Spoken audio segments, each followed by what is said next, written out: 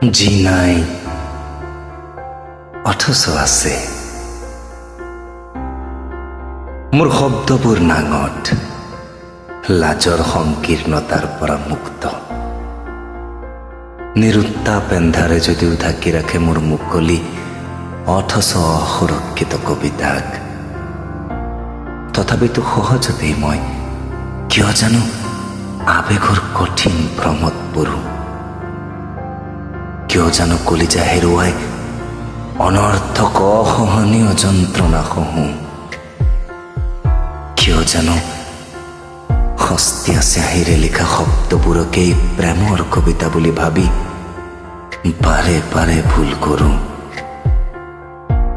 নিজ হাতে লিখা পদ্যবোৰক তেওঁ মোলৈ লিখি পঠিয়াই দিয়া চিঠি বুলি মিছা সন্তুষ্টি লৈ কিয় জানো বলিয়ালি কৰোঁ। বুকু নেফানেফ কৰা তেওঁৰ উপেক্ষাৰ মাজতো কিয় জানো তেওঁৰ হৃদয়লৈ যোৱা বাটটি বিচাৰি ফুৰোঁ।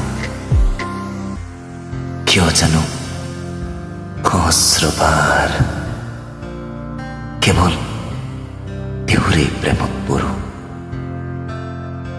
কিছুমান কথা প্ৰকৃতাৰ্থত নাঙঠ, বাস্তৱৰ লগত কোনো লেনদেনেই নাই।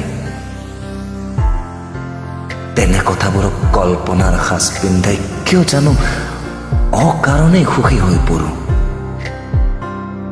যি নাই সেয়া আছে বুলি ধৰি লৈ সুখী হোৱাটো অপৰাধ নহয় বাৰু, কিন্তু মূৰ্খামিতো হয়। তেন্তে সকলো জানি বুজিও এনে মূৰ্খামি প্ৰতিবাৰেই মই বা কিয় কৰোঁ?